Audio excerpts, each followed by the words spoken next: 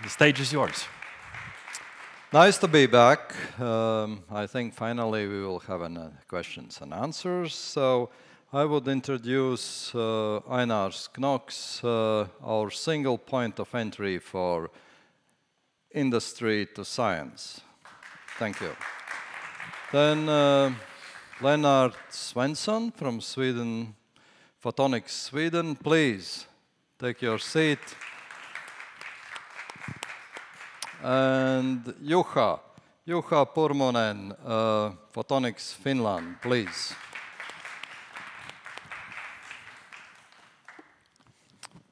So, as I told, I must start with some questions. And my warming question will be starting from Juha, because he's already warmed up and he can continue. What do you think? How important is photonics, actually? So photonics is generally how important it is. Yes. For Yes. everyday person, I mean, common person, how important? So we have a lot of evidence so that how important it is. Of course, nowadays it's coming basically to all applications and all business sector. But I just to give an example that VTT, which is a national research institute in Finland, so last week they announced that there is a 13 different technologies which are extremely important for Finland, and of course that also the Europe, and photonics is one of those. So I think that there is already the scientific provement that photonics is so important. But definitely because the applications are so large variation, so that's why it's important. Well, for everyday person, due to COVID, many of us understand that we need these pulsar oximeters. Lennart, is it a photonic device, actually? Lennart. Just me. Well, Pulsometer and oximeter you put on your... Is it a photonic device? Yes, it is. if you look at photonics, I just comment on what I showed here, that it's mostly taken for granted because it's all over now. I mean, without the smartphones, you have the display, you have the communication. You are aware of that. You have a radio communication from the smartphone to some kind of receiver. But from the receiver, you have a computer and you have an optical fiber. As you saw, you have the transatlantic cables all over the planet, which means that we can communicate. But also, if there is happening, I mean, we can now, from the brave soldiers in Ukraine, we can get images and what's happening there directly in seconds. So it's communicated. I mean, photonics, without the photonics, we wouldn't be able to show what's going on. I think it's very essential for the mankind that we are aware of what's happening and that we, such way, can have a real safe planet. But the awareness of photonics is not obvious because we are mostly thinking of electronics, and electronics there are photonics. But it's in fact a combination of photonics and electronics and also software. Without the software, it wouldn't be able to have this equipment working. And today we see lots of startups, they are focused on apps, but what we not see that much of is what's happening in the hardware development. And for instance, as I showed here about the smartphones, that you have these optics, the zoom, and today people are buying the smartphones not for communication, it's for taking pictures and communicate the pictures. Yeah, so you see, so actually without photonics, people won't see us today. That's simple as such. I would say how we can make this region of the Europe, which we can call Baltic states and Nordic, world leader in photonics. Has anybody any idea what we should do? Collaborate. Collaborate. Oh. We need to focus and collaborate, I think. Juha. Yes, of course, the collaboration is very important. I think that's key. But I think that also this smart specialization could be the one that kind of solution that we are increasing those talents what we have in each country and increasing to investments and in those focus areas and then generating the platform where it's possible to make the collaboration. That's very good. We are good in European politics, but you know, we somehow lost the competition in microelectronics. That's fact. How we can not do the same in photonics, which is still an emerging thing?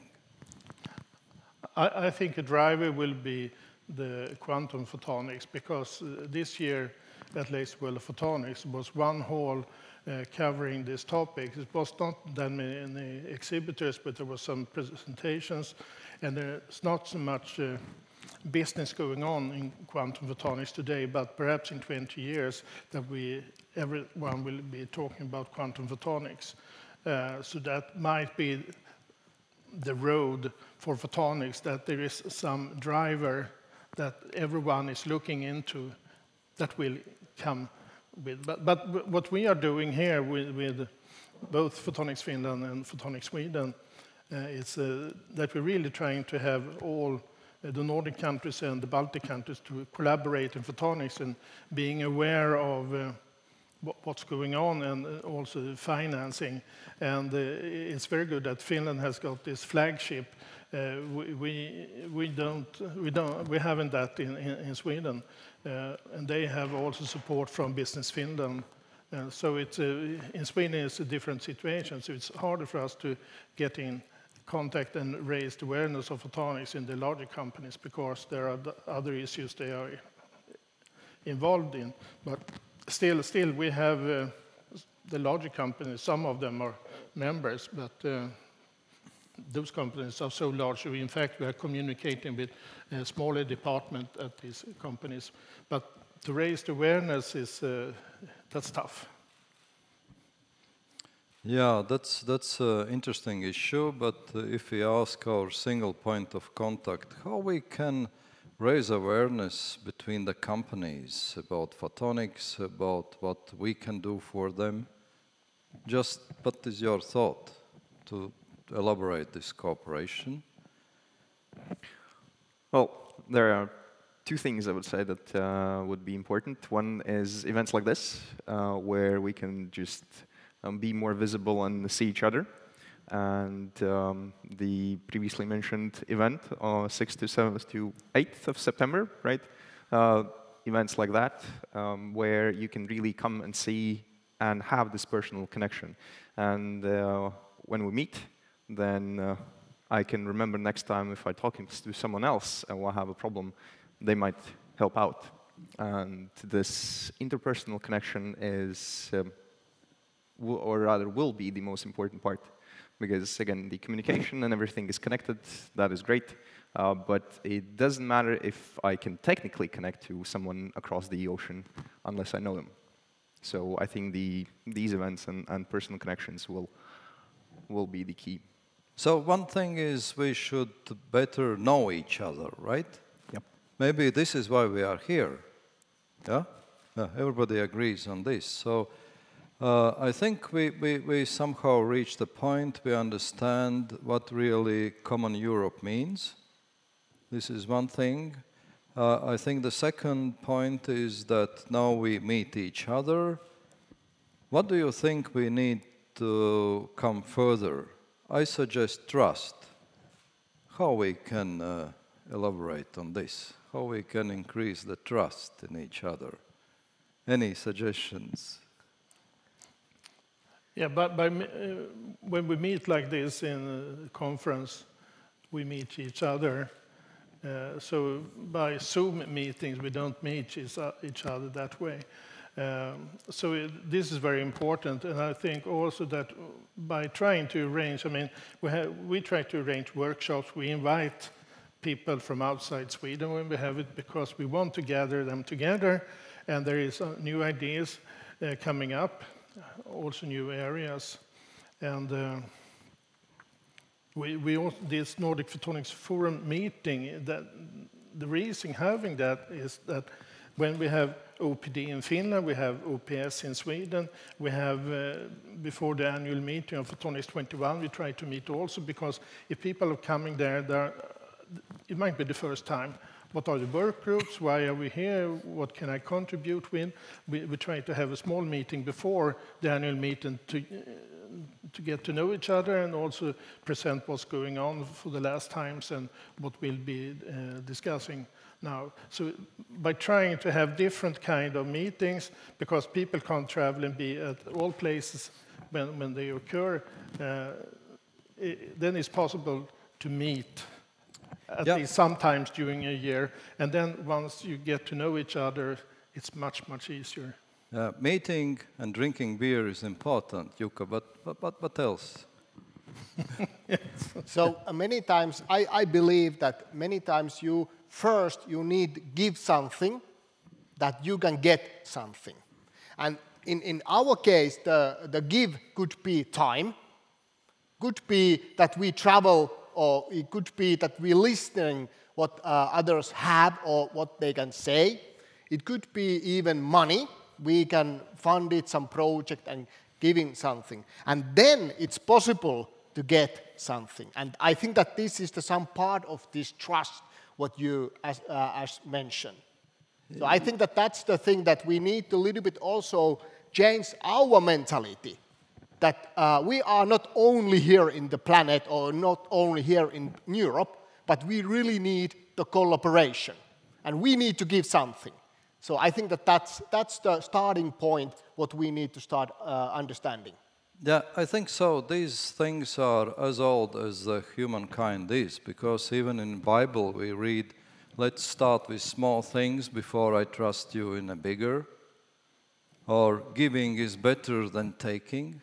Yeah, so these are basic things which work. Because if we look on the global competition, then from China, US perspective, you know, we are all, excuse me, one single region, you know. kind of the things. And if we compete, in many things we overlap, which means actually we compete in these things. Maybe the smart specialization is not enough. We should look on how we can create the synergies in a regional level, which means that each of us specializes in particular things where we all complement each other.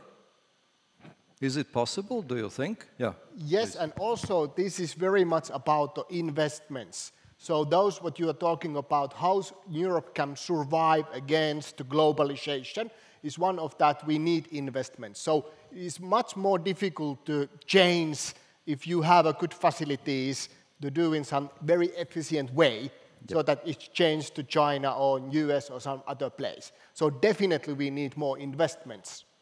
Well, this is what European Commission promised, you know. The problem is, as I said, they spread one thing, one to other, to other, to other, to other, and then each receives not so big amount. So the focus, because do you think the photonics is in a focus of European Commission at the moment? Do you want a honest answer? So I think that photonics is not probably the highest priority on European Commission. I think that we have a lot of things to do over there, that how we can promote it. But it's not only the European Commission, but I think that is also meaning to national level. Yeah. So that's a thing what we can help each other. I know that we can compete and help to each other in different nations. That's completely true. This is why I talk about the synergy and regional smart specialization, which is not the same like in Commission words, but region is like Nordics and Baltics is one region in that sense. And I think it's a way to go, because if we look on microelectronics, then the CHIP Act, you know, everybody knows the CHIP Act. It's a delayed reaction on the reality what happens already. We face what we see if we have nicely relocated all the production and rely on the production in some other countries. So we see that in global problems, what happens with the supply chains. Yeah? So I think in photonics we have still time to go, because when you talk about the quantum, the next discussion will be about the quantum, actually. Yeah? Then we are in the beginning of this way. But this one thing is nice, and this is very good that you are here, which is a sign that we are on the way to find these synergies, right? Shouldn't we be then yeah. joining and having a regional impact on, let's say, the Commission, or having a very public, or maybe not so public, but a really joint statement or expression of interest that this specific topic and direction is really important? Yes, I think Photonics Finland, Photonics Sweden, and the association EPIC, member of which we are, for example, they are working very hard on this field, actually. So to put on agenda this thing, so yeah, that's a nice thing to know. But what do you see can be in this regional smart specialization strategy the one thing which we can regionally focus? For example, I know that Sweden is building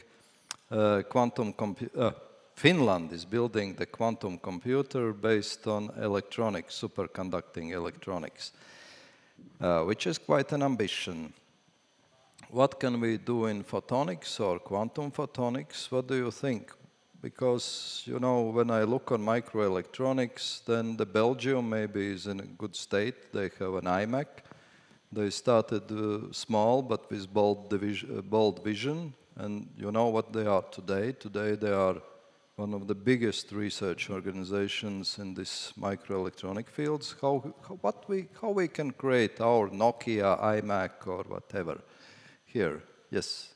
So, of course, this quantum computing is very important, and the computer is one of those part, and then it's coming to artificial intelligence. So this is the one part. But what I think that the photonics community should start pointing out, that this quantum computing needs the quantum sensors. They need that kind of sensors, how to collect the data, because this is much important, at least as important as computing.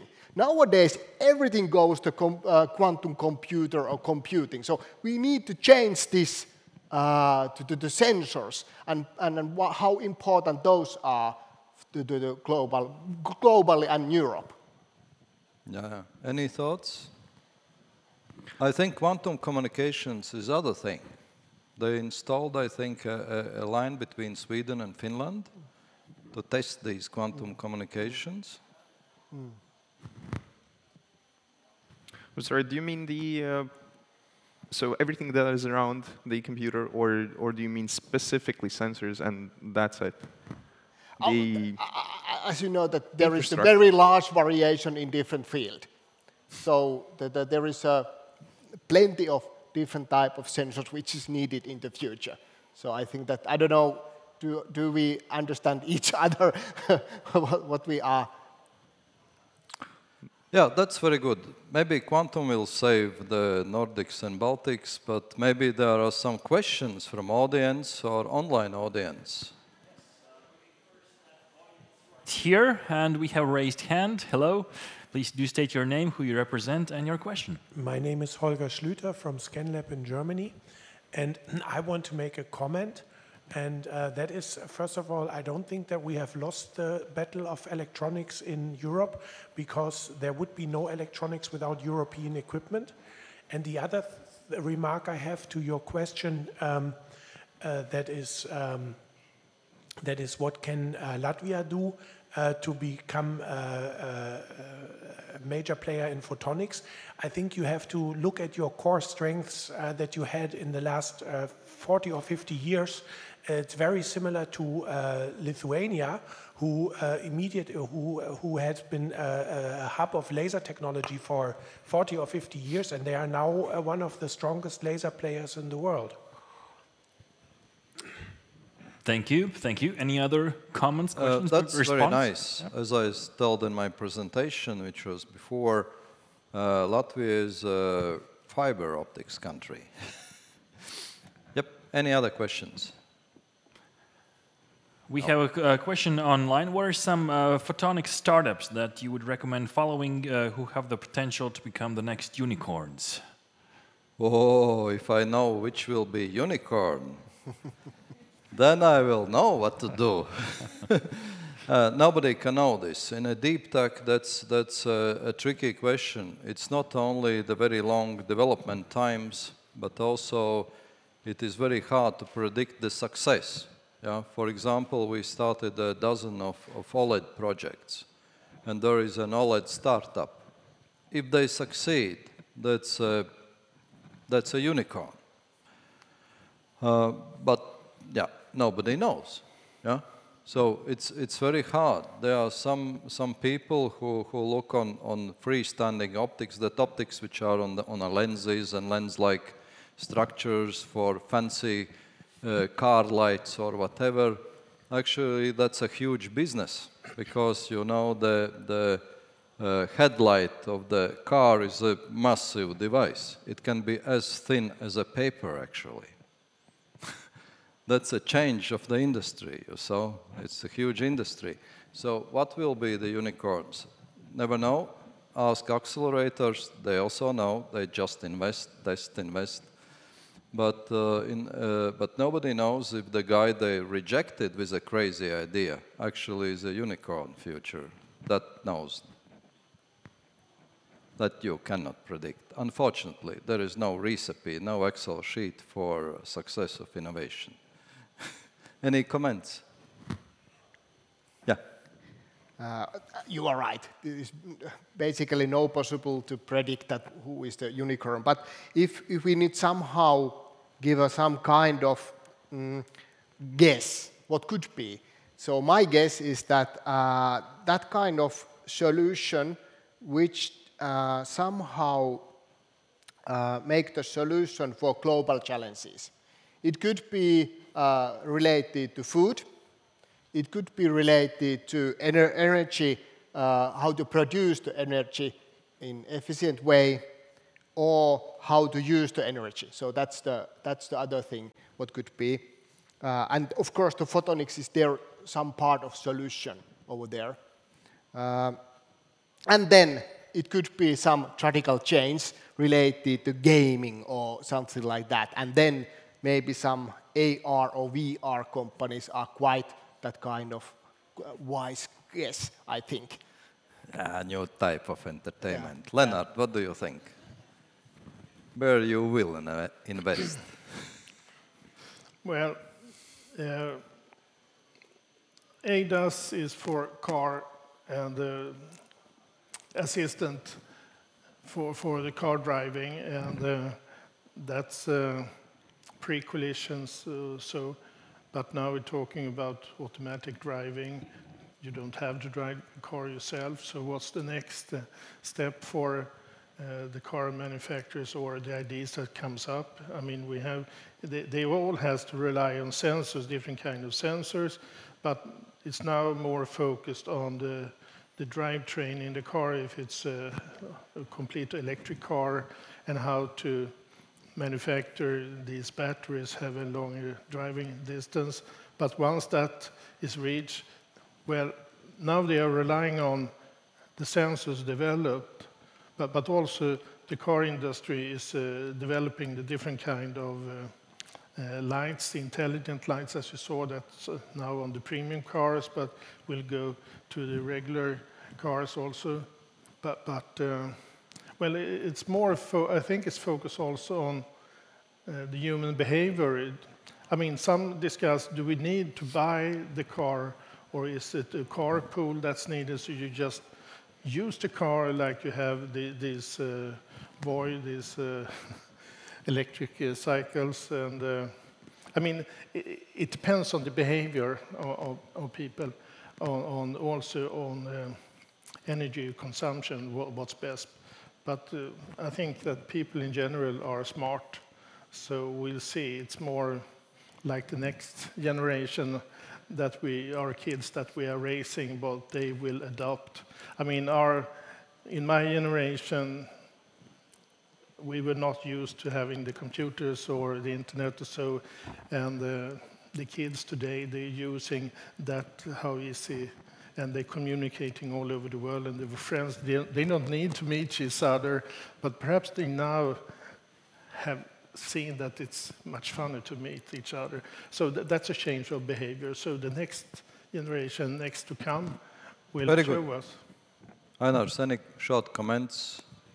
Considering that we are spending a lot of time with something in our hand, which is a phone or some sort of device or something on our hand, I would guess that materials connected to sensors and sensors in general, that would be the direction, because there are billions of people using it. That's your investment. I would invest something related with fiber-based sensors and devices, maybe. Are there any other questions? Just one more question. I think you partially already answered, but maybe something else to say about it. Nordics and Baltics have photonics, but do we have the rest of the components to commercialize it? What is missing and where to get it? Wow, what a question, huh? No, this is why I said, because if we are, for example, a really fiber optics-based industry, strong industry here, there is we can build quite an ecosystem around it. Yeah, that's for sure. But the question is very amazing. Any comments from you? Yep. At least the time is one thing, because it takes a surprising long time to develop something. So it feels that they are already do that in 2 years, and why they are not even in the market. But many times it take a lot of time. Of course, the other thing is that how we can help.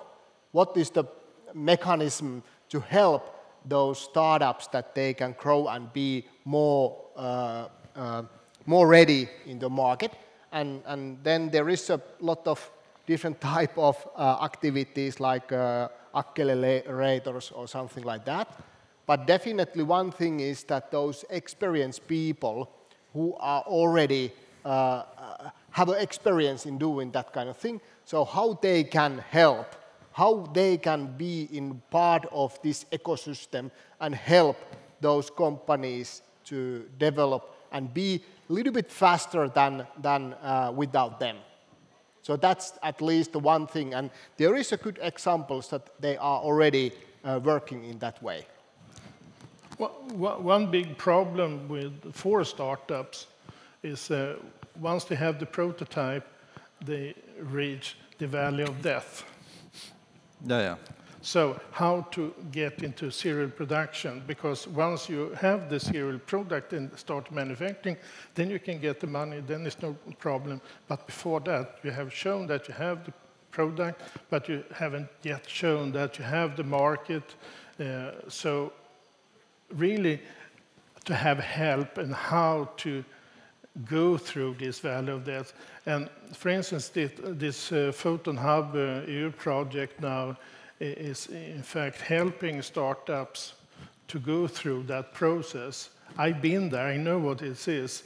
I mean, I've been to Richard Branson with one of my companies and associates, and they were terrific. They said, okay, it was a special display. We can build a mock-up with it. When can you deliver?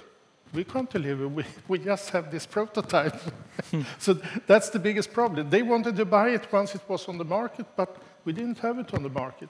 So what to do? So you really need help with skillful people that has really gone through this process and are aware of it.